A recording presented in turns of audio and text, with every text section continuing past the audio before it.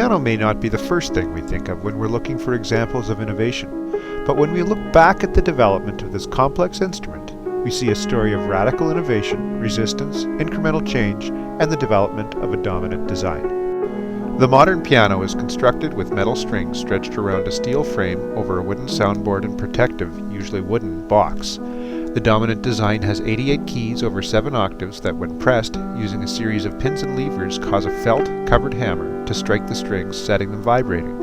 As long as the key is pressed, damping pads are raised and allowing sustained resonance of the strings, and upon their release, the damping pads lower and the strings cease their vibrations. Additionally, tones can be sustained across the whole range of the instrument through the use of a sustain pedal, which lifts all damping pads for all strings. How did the piano come to be in its current form, and what makes this instrument so innovative?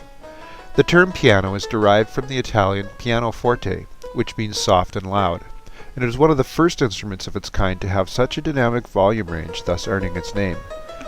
Early multi-stringed instruments included hammered dulcimers, which were used through the Middle Ages, and by the 16th century the clavichord had become the common keyboard instrument of the Baroque era, and was popular enough to survive the invention of the piano by 100 years. Similar to the piano, the clavichord produced sound by striking metal strings with thin blades using an action triggered from a keyboard. The clavichord allowed musicians some control of volume, but overall was too quiet to be played in large performances, so it tended to be used by composers and for practice in the home. The instrument was further limited in that many of the keys shared the same strings, limiting composers of the day to work within the capabilities of the instrument. The harpsichord was developed around the same time and was in contrast loud enough for large performances, but had no control of its volume. Its strings were plucked as opposed to struck, and both instruments suffered from an inability to sustain played notes for any length of time. In the late 17th century, Bartolomeo Cristofori, a harpsichord builder, was working for the Grand Prince of Tuscany as the keeper of instruments, and set out to create an instrument that would address the limitations of the existing instrument pool. By the year 1700, he had come up with a radically innovative mechanical mechanism that was unlike any instrument component seen before. This mechanism allowed a key press to trigger a hammer that struck the string, retract and return gently to rest, repeatedly. Although the exterior form of this new instrument appeared similar to the clavichord and harpsichord that preceded it, this mechanical action was a radical innovation that created an instrument that was sufficiently loud to be used in large performances, was able to control its volume across a wide range, included a soft pedal, and provided sustained tones for long periods. The modern piano was born. Created right in the middle of the Baroque era, these early pianos shaped composers and performers and played a role in the transition of musical styles from the Baroque to classical eras. But like any innovation, it did not do so without some resistance. For a number of years, the pianos Cristofori built resided with the Medici family, and the innovation did not diffuse quickly. In 1711, an article was written and widely distributed that praised the piano and included diagrams about the mechanism. Many harpsichord and organ builders throughout Europe took note and started working on piano designs of their own. These new builders began making their modifications, leading to incremental design changes. Gottfried Silbermann, for example, after developing a mechanism that allowed all the dampers to be lifted at once, introduced his instrument to Johann Sebastian Bach, a prolific composer of the Baroque era.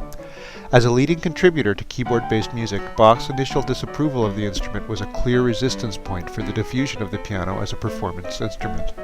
Although incensed, Silbermann took Bach's criticisms to heart and continued developing a design that Bach would eventually approve and help sell some 15 years later. The 18th century saw piano development shift from Italy to Vienna, where there was an innovation and experimentation around the number of strings per note, the material of the hammer and pads, and the coloring of the keys. With new capabilities in the instrument, composers such as Mozart, Haydn, and Beethoven used these new pianos to turn out new music, and musical styles shifted from the Baroque to the classical. The 19th century brought about the Industrial Revolution, and with it new resources for piano inventors. The dominant design continued to develop, as new precision castings now allowed stronger iron frames that could carry more tension. Higher quality, thicker piano wire could now be manufactured and strung at higher tensions, which increased the range, tone, and volume of the instrument. This newfound range and tone resonated with the bohemian artists of the day, and the classical era gave way to the Romantic period. Paris sprung up as the new center of innovation with composers such as Frédéric Chopin and Franz Liszt.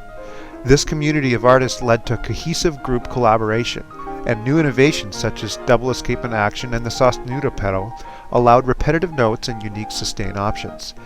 While innovation was still happening, such as the player piano in 1863, the end of the 19th century brought fully established dominant design, and pianos would remain relatively unchanged for the next 100 years.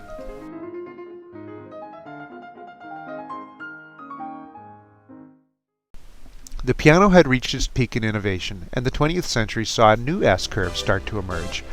In the 1940s, the Rhodes piano took the first steps towards electronic keyboards by striking metal bars over electric guitar pickups.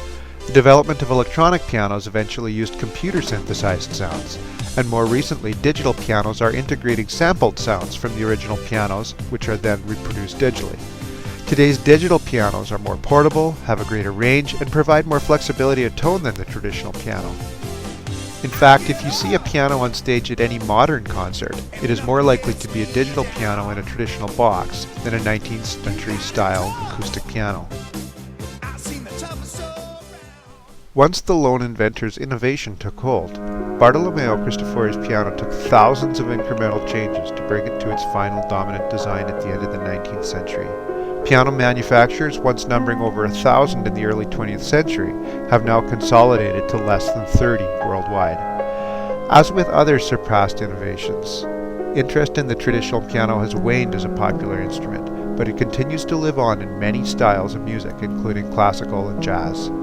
Although the next S-curve has begun, it will be a long time before the piano joins the 8-track, mainframe computer, and steam engine in the dust-covered storage of innovation history.